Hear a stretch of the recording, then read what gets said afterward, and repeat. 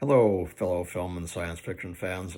Today I'm going to discuss a dystopian science fiction, 1970s science fiction movie that I don't like that much, and that's Z.P.G. or Zero Population Growth, directed by Michael Campus and based on Max Ehrlich's 1968 book, The Population Explosion, partly written by Max Ehrlich. Um, it's an interesting concept. It's set some unspecified time in the future. Obviously, overpopulation has become a tremendous problem, and there's been a moratorium placed on birth for 30 years. You're not allowed, under penalty of death, to have children. The only substitute are these robotic animatronic children, which you can adapt, and they act like a child. They say things like, mommy, daddy, but they sound very robotic, and they have to be fed and changed and all that.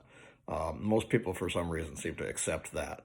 The movie stars Oliver Reed and Geraldine Page, Gordon and Diane Cilento, and the two main characters work in a 20th century museum where they show people what life was like in the 20th century. And this came out in 1972, so it's fairly accurate for what life was like up until then. And they do things like they throw wine parties and do a lot of self-indulgent kind of stuff. But they decide they're going to have a baby anyway, despite the risk. And if people discover that you have a baby, they scream, "Baby, baby," and you're arrested and you're suffocated to death under a dome where people can watch you and mock you. And it apparently takes 48 hours for you to die, which is rather horrifying. But that's the society they live in. It's so smoggy that you can't go outside without an oxygen mask. And they live in this kind of bland, featureless city, which is very vague. There's this kind of oppressive central government that you don't really see except when the police come and arrest people and put them to death for violating this law.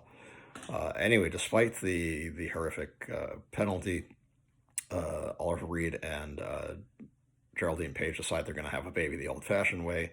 And at first, their neighbors are helping them. They're going to, help them hide the baby if they'll share the upbringing with them. And there was an earlier scene where, where Geraldine Page refuses to adopt one of these animatronic babies. She just can't do it. It's too false for her. So they go ahead and have the baby.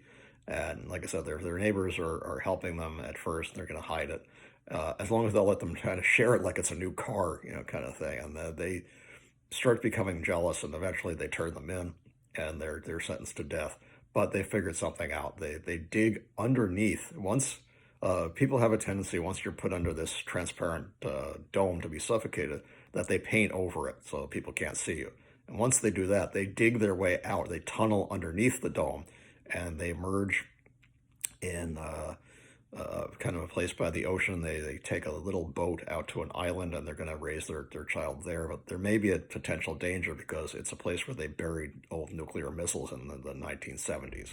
So they're not guaranteed safety. And that's basically the end of the movie. Doug Trumbull designed the animatronic children. He, as you know, was the special effects wizard on 2001: A Space Odyssey and also Silent Running, which he also directed, I should say. This movie is not so good. It's an interesting concept, but it made me wonder about a couple of things. The moratorium is for 30 years. I thought, okay, that seems like a reasonable amount of time. But if you're going to impose this moratorium, and if there's this oppressive government, why don't they take more proactive measures? Why didn't they, for instance, force women to have tubal ligations or force all men to have vasectomies, which would guarantee that they wouldn't have any children, and then they wouldn't have to impose this death penalty? That didn't make a lot of sense to me. The whole thing about the animatronic babies I just thought was stupid. I don't see why anybody would accept that as a substitute.